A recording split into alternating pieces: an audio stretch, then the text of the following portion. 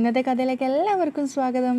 അങ്ങനെ നന്ദുവിനാകെ മൊത്തം കല്ലി പിടിച്ച് നിൽക്കുകയാണ്. ഒന്നാമത് അനാമിക അനിയും കൂടെയുള്ള പെരുമാറ്റം കൂടെ ആയപ്പം തല വെട്ടിപ്പൊളിയുന്നൊരവസ്ഥയിലുള്ളത്. അപ്പോൾ കനകയോട് പറയുന്ന സമയത്ത് കനക പറയുന്നുണ്ട് അതൊന്നും കുഴപ്പമില്ല, കുറച്ച് നേരം കൂടെ നിൽക്കുമെന്ന് പറയുന്നുണ്ട്. കാരണം പൂജ കഴിഞ്ഞ് എൻ്റെ പ്രസാദമൊക്കെ വാങ്ങിക്കണമെന്ന്. എനിക്ക് തീരെ വയ്യ, എനിക്ക് എൻ്റെ വീട്ടിൽ പോയിട്ട് കിടക്കണം എന്നാണ് നന്ദു പറയുന്നത്. അങ്ങനെയാണെങ്കിൽ ഇവിടെ പറഞ്ഞിട്ട് നമ്മുടെ നയനയോട് പറഞ്ഞു കഴിഞ്ഞാൽ അവൾ മുറി ശരിയാക്കി തരുമോ? അതിൻ്റെ ഒന്നും ആവശ്യമില്ല, എനിക്ക് എൻ്റെ വീട്ടിൽ തന്നെ പോകണമെന്ന് വാശി പിടിച്ചിട്ടാണ് നന്ദു ഇറങ്ങുന്നത്. അപ്പം കനക പറയുന്നുണ്ട് അങ്ങനെ നിനക്ക് ധൈര്യം ഉണ്ടെങ്കിൽ നയനമോളോട് പോയിട്ട് യാത്ര ചോദിക്കും.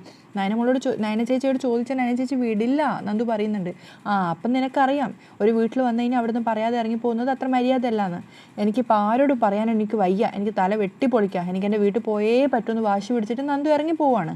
വീണ്ടും കനക യാചിക്കുന്നുണ്ട്, മോളെ കുറച്ചുകൂടെ കഴിഞ്ഞിട്ട് പോവാം മോളെ, പറ്റില്ല എനിക്ക് പോയേ പറ്റൂ. അപ്പോൾ കനക പറയുന്നുണ്ട് അതൊന്നും അല്ല, നിനക്ക് എന്തോ വിഷമമുണ്ട്, അമ്മയ്ക്കത് ഉറപ്പാ.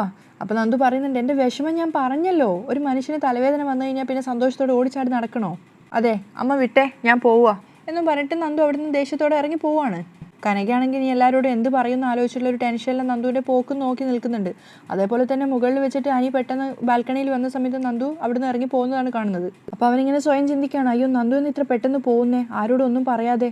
നന്ദു ഇങ്ങനെ ഒരു വിഷമത്തോടു കൂടിയാണ് നടന്നു പോകുന്നത്. അത് നമുക്ക് മുകളിൽ നിന്ന് തന്നെ കാണുമ്പോൾ തന്നെ മനസ്സിലാക്കാൻ പറ്റും. അപ്പോൾ അനി വെപ്രാളത്തോടു കൂടി താഴത്തേക്ക് പോകാൻ വേണ്ടി പോകുമ്പോഴേക്കും പെട്ടെന്ന് അനാമിക വന്നിട്ട് ക്രോസ് ചെയ്യണം. അപ്പോൾ അനാമി ചോദിക്കുന്നുണ്ട് എന്താ, കാരണം അനി അത്രയും പെട്ടെന്ന് എവിടത്തേക്കാണ് പോകുന്നതെന്ന് അറിയാൻ വേണ്ടിയിട്ട്. അപ്പം അനി പറയുന്നുണ്ട് അത് നന്ദു ഒന്നും പറയാതെ പോവാണ്. അപ്പം അനാമിക അത് നോക്കുകയാണ്, അവിടുന്ന് ബാൽക്കണി നോക്കുന്ന സമയത്ത് നന്ദു ഗേറ്റ് കടന്ന് പോവുകയാണ്. അപ്പോൾ അനാമിക ചോദിക്കുന്നുണ്ട് അവൾ പോകുന്നതിന് അനിക്കെന്താ? അപ്പം അനി പറയുന്നത് എനിക്കൊന്നുമില്ല, എന്നാലും എന്താ പറയാതെ പോകുന്നതെന്ന് ചോദിക്കണമല്ലോ.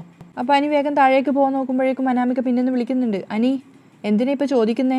ചിലപ്പോൾ താഴെയുള്ളവരോട് പറഞ്ഞിട്ടായിരിക്കും പോകുന്നത്, ഇനിയിപ്പോൾ അനിയോട് പ്രത്യേകിച്ച് പറയണമെന്നുണ്ടോ? അത് അനാമികയ്ക്ക് അറിയാലോ, എൻ്റെ ബന്ധു മാത്രമല്ല എൻ്റെ ബെസ്റ്റ് ഫ്രണ്ട് കൂടിയാണ് നന്ദു, അതുകൊണ്ട് എന്നോട് പറയാതെ നന്ദു പോകേണ്ടതല്ല. അപ്പോൾ അനാമിക വലിയ താല്പര്യമില്ലാത്ത മട്ടിൽ എന്നൊക്കെ ഉള്ളൊരു മൂളലോടെ കേൾക്കുകയാണ്. പിന്നീട് കുറച്ചൊരു ഈർഷ്യയോടെ പറയുന്നുണ്ട്, ഞാൻ പല സീനും കണ്ടായിരുന്നു കേട്ടോ, പല സ്ഥലത്തും അവിടെ ഇടിച്ചു കയറി നിൽക്കുക. എടോ അങ്ങനെ ഒരു ടൈപ്പ് അല്ല നന്ദു, അനാമിക കരുതുന്ന പോലൊരു കൊച്ചല്ല, അവളൊരു പാവം പെൺകുട്ടിയാ. അപ്പോൾ അനാമിക ചോദിക്കുന്നുണ്ട് സിമ്പതി കൂടുതലാണല്ലേ അവളോട്?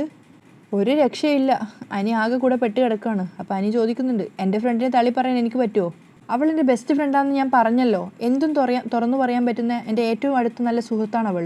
അനാമികയ്ക്ക് മുഖം കൊടുക്കാതെ അനി സംസാരിക്കുകയാണ്. അപ്പോൾ അനാമിക തൊട്ട് പിന്നെ തന്നെ വന്നിട്ട് പറയുന്നുണ്ട് എനിക്കിതൊന്നും ഇഷ്ടമല്ല അനി, ഒരാൾ സ്നേഹിക്കുന്ന പെൺകുട്ടിയേക്കാൾ പ്രാധാന്യം മറ്റൊരു പെൺകുട്ടി കൊടുക്കുന്നത് ആർക്കും ഇഷ്ടാവില്ല. അപ്പോൾ അനി ഇങ്ങനെ തലചൊറിഞ്ഞോണ്ട് വിചാരിക്കുന്നുണ്ട് ഇവളെ എനിക്ക് കൂച്ചുവിലങ്ങ് ഇടുവാണല്ലോ. അപ്പോൾ അനാമിക വീണ്ടും പറയാണ് കൂടുതലൊന്നും ആലോചിക്കണ്ട, ഞാൻ പറഞ്ഞത് സത്യ, അവൾ അവളുടെ വഴിക്ക് പൊക്കോട്ടെ, അവളുടെ 2 ചേച്ചിമാരും ഈ വീട്ടിലെ മരുമക്കളല്ലേ. അപ്പോൾ അനി ഒട്ടും താല്പര്യമില്ലാത്ത മട്ടിൽ അനാമിക നോക്കുകയാണ്. അപ്പോൾ അനാമിക അതിനേക്കാളും ദേഷ്യത്തിൽ പറയാണ് മൂന്നാമത് അവളെ കൂടി വിളിച്ചുകൊണ്ട് വരണോ? അപ്പോൾ അനി ചോദിക്കുന്നുണ്ട് എന്ന് ഞാൻ പറഞ്ഞോ? അല്ല, അനിയുടെ സംസാരവും മട്ടും ഭാവമൊക്കെ കാണുമ്പോൾ എനിക്കങ്ങനെ തോന്നിപ്പോവുക. അപ്പോൾ അനി കുറച്ച് ദേഷ്യത്തോട് കൂടി തന്നെ പറയാണ് അത് എൻ്റെ തെറ്റല്ല, എൻ്റെ മനസ്സ് എനിക്കറിയാം, അത് നിയന്ത്രിക്കാനും എനിക്കറിയാം, അതുകൊണ്ട് ഈ വിഷയത്തിൽ നമ്മൾ തമ്മിലൊരു വാക്ക് തർക്കത്തിൻ്റെ ആവശ്യമില്ല. അവളെ കുറ്റം പറയുന്നത് എനിക്ക് ഇഷ്ടമല്ല അല്ലേ, അവളെ പറ്റിയെന്നല്ല ആരെ പറ്റിയും കാരണമില്ലാതെ മോശം പറയുന്നത് എനിക്കിഷ്ടമല്ല. അവർ തമ്മിലൊരു മുഷിഞ്ഞ രീതിയിലാണ് ആ സംസാരം അവിടെ അവസാനിപ്പിക്കുന്നത്. അതേസമയം താഴെ പൂജാമുറിയിൽ നയന പൂജ ചെയ്തിട്ടുണ്ടായിരുന്ന പ്രസാദമൊക്കെ എടുത്തിട്ട് ഒരു പാത്രത്തിലേക്ക് മാറ്റുകയാണ് ജാനകി. അപ്പം ജാനകി നയന അങ്ങോട്ടേക്ക് വന്ന സമയത്ത് പറയുന്നുണ്ട് മോളിന്ന് ഒരുപാട് കഷ്ടപ്പെട്ടതല്ലേ, അതുകൊണ്ട് ഈ പ്രസാദം എടുത്തിട്ട് മോളും കഴിക്കുക, ആദർശനും കൊടുക്ക്. അപ്പോൾ അതും കൊണ്ട് നയന പോകുന്നത് എല്ലാവരും ഇരിക്കുന്ന ഹാളിലേക്കാണ്. അപ്പം മുത്തശ്ശൻ ജയനോട് പറയുന്നുണ്ട് ജയ ഓഫീസിലുള്ള എല്ലാ സ്റ്റാഫുകൾക്കും പൂജയുടെ പ്രസാദം എത്തിച്ചു കൊടുക്കണം. അപ്പോൾ അങ്ങോട്ടേക്ക് വന്നിട്ടുണ്ടായിരുന്ന നയന കയ്യിലിരുന്ന പ്രസാദം കഴിക്കുകയാണ്. അപ്പം ആദർശമെല്ലാം നയനെ തട്ടിയിട്ട് പറയുന്നുണ്ട് എടി മൂത്തവരും ആൾക്കാരൊക്കെ ഇരിക്കുന്നത് നീ കാണുന്നില്ലേ, അതിനു മുമ്പ് കഴിച്ചു തുടങ്ങിയാലോ? അപ്പം നയന ചെറുതായിട്ട് തന്നെ പറയും ഇളയമ്മ പറഞ്ഞിട്ടാ, അതായത് അനാമികയുടെ അച്ഛനും അമ്മയും ഒക്കെ ഇരിക്കുന്ന സമയത്ത് നയന തിന്നതിനെ കുറിച്ചാണ് ആദർശ് സംസാരിക്കുന്നത്. അപ്പം കനകയും ഗോവിന്ദനും നോക്കുന്ന സമയത്ത് അവർ സ്നേഹത്തോടു കൂടി പെരുമാറുകയാണ്. അപ്പം അവർക്കതൊരു സന്തോഷമാവുന്നുണ്ട്. അപ്പം ആദർശ് പറയുന്നുണ്ട് ഇളയമ്മയൊന്നും പറഞ്ഞിട്ടില്ല, നിനക്ക് ആക്രാന്തുള്ളത് കൊണ്ടാണ് നീ എടുത്ത് തിന്നുന്നത്. അപ്പോഴേക്കും നയന ഉറക്കെ വിളിക്കുകയാണ് ഇളയമ്മേ. അപ്പം വേഗം ആദർശൻ നയനയുടെ വായ പൊത്തിപ്പിടിക്കുകയാണ്. അപ്പം എല്ലാവരും അങ്ങോട്ടേക്ക് നോക്കുന്നുണ്ട്, ആദർശൻ നയനെ നോക്കുകയാണ്. അപ്പം മുത്തശ്ശി ചോദിക്കുന്നുണ്ട് എന്താ മോളെ? അപ്പം ആദർശ് വേഗം ഇടയിൽ കയറി പറയും ഒന്നുമില്ല മുത്തശ്ശി, ഞാനിവൾക്ക് പ്രസാദം വായിൽ വെച്ച് കൊടുത്തതാ. എന്നിട്ട് ആദർശ് അതിൽ നിന്നൊരു പ്രസാദം എടുത്തിട്ട് നയനയുടെ വായിലേക്ക് വെച്ച് കൊടുക്കുകയാണ്. അപ്പോഴേക്കും ദേവയാനിക്ക് ദേഷ്യം വരുന്നുണ്ട്, അതിന് വാരി കൊടുക്കേണ്ട ആവശ്യമുണ്ടോ? അപ്പോൾ ആദർശ് ഇങ്ങനെ പരുങ്ങാണ് അത് എന്നൊക്കെ പറയുമ്പോഴേക്കും മുത്തശ്ശി ഇടയിൽ കയറിയിട്ട് പറയും നല്ലതാ, മോളല്ലേ പൂജ ചെയ്തത്, അപ്പം മോളുടെ ഭർത്താവ് ആദ്യം മോൾക്ക് തന്നെ പ്രസാദം കൊടുക്കുന്നതിൽ എന്താ തെറ്റ്? അപ്പോൾ ജാനകി പറയുന്നുണ്ട് ഞങ്ങൾക്കൊന്നും അതിനുള്ള ഭാഗ്യമില്ല. അപ്പോഴേക്കും ജലജക്ക് കുശുമ്പ് കയറുകയാണ്. ഇപ്പോഴേ അടുക്കളയിൽ അവളെ സഹായിക്കുന്നത് ആദർശ. ഇനിയിപ്പം ഭക്ഷണം വാരിക്കൊടുത്തൊന്നും വരും. അപ്പോൾ ആദർശും നയനയും തലതാഴ്ത്തി നിൽക്കുകയാണ്. പക്ഷേ കനകക്കും ഗോവിന്ദനും ഒത്തിരി സന്തോഷമാവുന്നുണ്ട് കേൾക്കുമ്പോൾ. അപ്പോൾ അനാമിക വേഗം അനിയെ തോളിലിടിച്ചിട്ട് വേഗം അതെ എനിക്കും അതുപോലെ വാരിത്തരുമോ. അപ്പോൾ അനി പറയുന്നുണ്ട് ഒന്ന് ചുമ്മാ ഇരിക്കുക അനാമികയെ. അതേപോലെ തന്നെ മുത്തശ്ശി പറയാണ് പോകുമ്പോൾ ഒരു പങ്ക് കനകയുടെ കയ്യിൽ കൊടുത്തു വിടണം. ഒരാൾ പറയാതെ അങ്ങ് പോയില്ലേ, പൂജയിൽ പങ്കെടുത്തു കഴിഞ്ഞാൽ പ്രസാദം കഴിക്കണം എന്നാ കനകയെ. അപ്പോൾ കനക പറയുന്നുണ്ട് അറിയാം, പക്ഷേ അവൾക്ക് വയ്യാത്തത് കൊണ്ടല്ലേ. അപ്പോൾ ജലജ പറയാണ് വയ്യാത്തത് കൊണ്ടൊന്നുമല്ല, അഹങ്കാരം കാണിച്ചതാ. അപ്പോഴേക്കും ജാനകി വന്നിട്ട് എല്ലാവർക്കും പൂജയുടെ പ്രസാദം കൊടുക്കുന്നുണ്ട്. അപ്പോൾ നവ്യ അബിയോട് പറയാണ് അബി ആദർശേട്ടൻ അവൾക്ക് വാരി കൊടുത്തതുപോലെ എനിക്കും വാരിത്ത അബി. അപ്പോൾ അബി ദേഷ്യത്തോടെ പറയും അങ്ങനെ ഒരു ശീലം ഇവിടെ ഇല്ല, അവർ ചെയ്യുന്നതെല്ലാം നമ്മൾ അനുകരിക്കേണ്ട ആവശ്യമില്ല, നീ മിണ്ടാതിരി. അപ്പോൾ നവ്യ സങ്കടത്തിൽ പറയും എൻ്റെ ജീവിതം പൂർണ്ണ പരാജയമായത്, ഇന്ന് ഓരോ മത്സരങ്ങളിലും അവളായിരുന്നു മുന്നിൽ. അപ്പം അബി കളിയാക്കിയിട്ട് പറയുന്നുണ്ട് എന്നാൽ പിന്നെ നമുക്കൊരു കാര്യം ചെയ്യാം, അവൾക്ക് A+ കൊടുക്കാം, നിനക്ക് D+ഉം. തീർന്നല്ലോ പ്രശ്നം. അബിക്ക് നല്ല ദേഷ്യം വരുന്നുണ്ടായിരുന്നു. ഒന്നാമത് നവ്യ തിരിച്ചു വന്നതിൻ്റെ ദേഷ്യം തീർന്നില്ല. അപ്പോൾ നവ്യ ഇങ്ങനെ തലതാഴ്ത്തിയിട്ട് വിഷമത്തോടു കൂടി നിൽക്കുകയാണ്, ഒന്നും എവിടെ എത്തില്ല എന്നുള്ള അർത്ഥത്തിൽ. അതേസമയം കനകയും ഗോവിന്ദനും പരസ്പരം പുഞ്ചിരിക്കുകയാണ് ആദർശനെയും നയനയും നോക്കിക്കൊണ്ട്. അപ്പം കനക ഗോവിന്ദനോട് ചെറുതായിട്ട് പറയുന്നുണ്ട് നമ്മുടെ മോൾ എത്ര ഭാഗ്യവതിയാ, അവർ സൂപ്പർ ജോഡിയാ അല്ലേ ഗോവിന്ദേട്ടാ. അപ്പം അയാളും തലയാട്ടാണ്. അപ്പം നയന ഇങ്ങനെ ആദർശനെ നോക്കിയിട്ട് പറയും എനിക്ക് വാരി തന്നു കള്ളം പറഞ്ഞതല്ലേ, അപ്പോൾ ഞാനും വാരിത്തരാം. എന്നിട്ട് ആദർശിൻ്റെ വായിലേക്ക് പ്രസാദം കുത്തിക്കയറ്റുകയാണ്. അപ്പോൾ ആദർശ് ചിരിച്ചുകൊണ്ട് അത് വായിൽ വെക്കുന്നുണ്ട്. അപ്പോഴേക്കും മുത്തശ്ശി ചോദിക്കുകയാണ് എന്തിനാ മോനെ ഇങ്ങനെ നാണിക്കുന്നേ, ഇവിടെ ഇപ്പോൾ ആരും ഇല്ലെങ്കിൽ മോൻ ഇങ്ങനെ മടിച്ചു നിൽക്കുമായിരുന്നോ, അങ്ങോട്ട് കഴിക്ക്. അപ്പോൾ ജയൻ തമാശാക്കിയിട്ട് പറയുന്നുണ്ട് ഇത് കണ്ടിട്ട് എൻ്റെ ഭാര്യയ്ക്ക് ദേഷ്യമായെന്നാണ് തോന്നുന്നത്, അതുകൊണ്ടൊരു കാര്യം ചെയ്യാം, ഞാൻ തനിക്കും വാരിത്തരാം. അപ്പോൾ അവരോടുള്ള ദേഷ്യത്തിൽ നിൽക്കുകയാണ് ദേവയാനി. എനിക്കതിൻ്റെ ആവശ്യമൊന്നുമില്ല, എനിക്ക് വാരി കഴിക്കാൻ കൈയുണ്ട്. അപ്പോഴേക്കും അനാമികയുടെ അച്ഛൻ പറയുന്നുണ്ട് ഇതുകൊണ്ടാ മോൾക്ക് ഈ വീട്ടിലേക്ക് വരണം എന്നുള്ള ആഗ്രഹം പ്രകടിപ്പിച്ചത്. അപ്പോൾ അനാമികയും അനിയും പരസ്പരം നോക്കിയിട്ട് പുഞ്ചിരിക്കുകയാണ്. അതുപോലെ തന്നെ ബാക്കിയുള്ളവർക്കൊക്കെ ഒരുപാട് സന്തോഷമാവുന്നുണ്ട്. അപ്പോൾ അനാമികയുടെ അച്ഛൻ പുകഴ്ത്തിക്കൊണ്ട് പറയുകയാണ് ഇത്രയും ആളുകൾ ഒരു വീട്ടിൽ ഇതുപോലെ ഒന്നിച്ചു കഴിയുന്നത് മോളെ അത്ഭുതപ്പെടുത്തിയിരിക്കുകയാണ്. അപ്പോൾ അനാമികയും പറയുന്നുണ്ട് അതെ, ഒരു കുടുംബാവുമ്പോൾ ഒരുപാട് അംഗങ്ങളുള്ളത് ഒരു രസമല്ലേ മുത്തശ്ശ.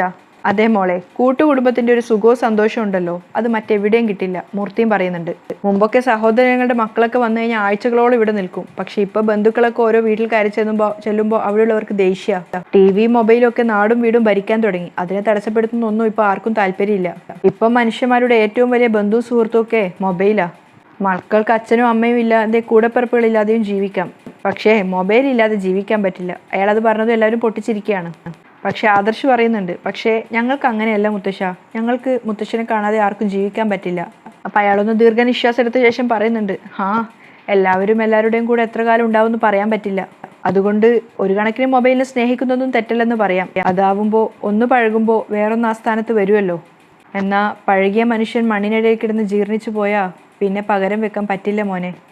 അപ്പം അതിൻ്റെ അർത്ഥം മനസ്സിലായതുകൊണ്ട് ആദർശ് വിഷമത്തോടു കൂടി നിൽക്കുകയാണ്. അതേപോലെ തന്നെയാണ് നന്ദു വീട്ടിനകത്ത് ഒറ്റപ്പെട്ട് സങ്കടത്തോടു കൂടി ഇരിക്കുകയാണ്. അതേസമയം തന്നെ മുത്തശ്ശനോട് അനാമികയുടെ അമ്മ ചോദിച്ച ആ കാര്യം, അതായത് അനാമികയ്ക്കും അനിക്കും കല്യാണം ആലോചിക്കാൻ വേണ്ടി വന്നതിൻ്റെ ആ കാര്യങ്ങളൊക്കെ നന്ദു ഇങ്ങനെ ആലോചിക്കുകയാണ്. അനിയെ എന്നേക്കുമായിട്ട് നഷ്ടപ്പെട്ടു എന്നുള്ളത് അവൾ മനസ്സിലാക്കിക്കൊണ്ട് വരികയാണ്. അതേപോലെ തന്നെ അനാമിക പറയുന്നുണ്ട് നിൻ്റെ പ്രസൻസിലാണല്ലോ നന്ദു ഞങ്ങളുടെ വിവാഹാലോചന നടന്നത്, പിന്നെ എനിക്ക് ഇവനെ വിട്ടു തന്നൂടെ.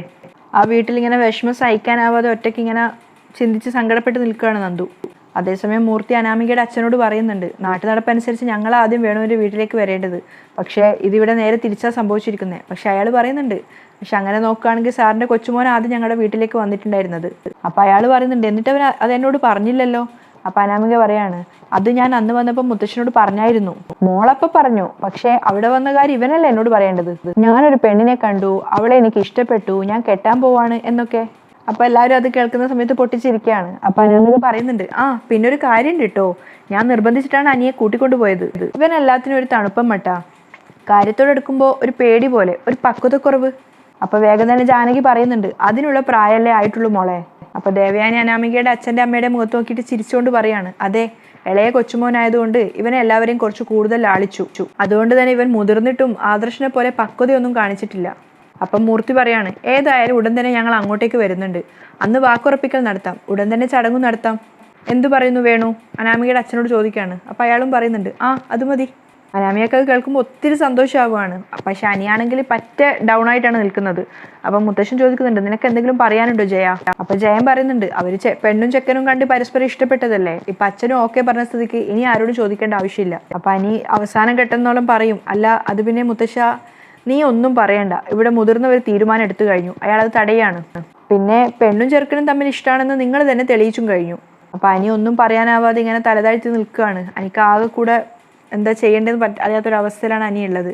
പക്ഷെ അനാമികയാണെങ്കിൽ ഒത്തിരി സന്തോഷത്തിലാണ്. അപ്പോൾ ആദർശ് പറയുന്നുണ്ട്, ഓ എങ്ങനെ കല്യാണം നീട്ടി വെക്കാന്നായിരിക്കും ഇവൻ ചിന്തിക്കുന്നത്. അപ്പം മുത്തശ്ശനും പറയാണ്, അത് മനസ്സിലായി, വെറുതെ പ്രേമിച്ച് നടക്കണ്ട. മുത്തശ്ശിയും പറയാണ്, അല്ലെങ്കിൽ തന്നെ ഇവന് 10-25 വയസ്സാവുന്നു, മോൾക്കും വിവാഹപ്രായമായി, പിന്നെ ഇതിങ്ങനെ നീട്ടിക്കൊണ്ടു പോവേണ്ട കാര്യം എന്താ? അപ്പോഴേക്കും ജലജ പറയുന്നുണ്ട്, ചേരുംപടി ചേർക്കാൻ പറ്റുന്ന ബന്ധമാ ജാനു, പിന്നെ എത്രയും പെട്ടെന്ന് മോളിങ്ങോട്ട് പോരട്ടെ. എനിക്കും ഏട്ടത്തേക്കും എന്തായാലും അബദ്ധം പറ്റി, അതുപോലെ അല്ലല്ലോ ഇത്. അപ്പോഴേക്കും മൂർത്തി ദേഷ്യത്തോടെ പറയുന്നുണ്ട്, ചെറിയൊരു അവസരം കിട്ടി അത് മുതലാക്കാൻ ശ്രമിക്കല്ലേ ജലജെ. അതിനുശേഷം അയാൾ അനാമികയോട് പറയാണ്, കേട്ടോ മോളെ, ഇവിടെ വരുമ്പോൾ ഏറ്റവും കൂടുതൽ സൂക്ഷിക്കേണ്ടത് ഇവളെയും ഇവളുടെ മക്കളെയുമാണ്. പറയാതിരിക്കാൻ നിവൃത്തിയില്ല. എല്ലാവരും വളരെയധികം പോസിറ്റീവായിട്ട് ചിന്തിക്കുമ്പോൾ അവിടെ ഇരുട്ട് പരത്തുന്നതാ ഇവളുടെ ഹോബി. അപ്പോഴേക്കും ജലജ പറയാണ്, എൻ്റെ മോളെ, ഞാൻ എന്തുണ്ടെങ്കിലും അത് തുറന്നു പറയാറുണ്ട്, അതുകൊണ്ട് ആർക്കും എന്നെ ഇഷ്ടപ്പെടില്ല. പക്ഷെ ദേവയാനി പെട്ടെന്ന് തന്നെ പറയും, ഏതായാലും അനാമിക എനിക്ക് ചേർന്ന പെൺകുട്ടിയാ, അതുകൊണ്ട് മോളെ എത്രയും പെട്ടെന്ന് കൂട്ടിക്കൊണ്ട് വരണമെന്നാ എൻ്റെ ആഗ്രഹം.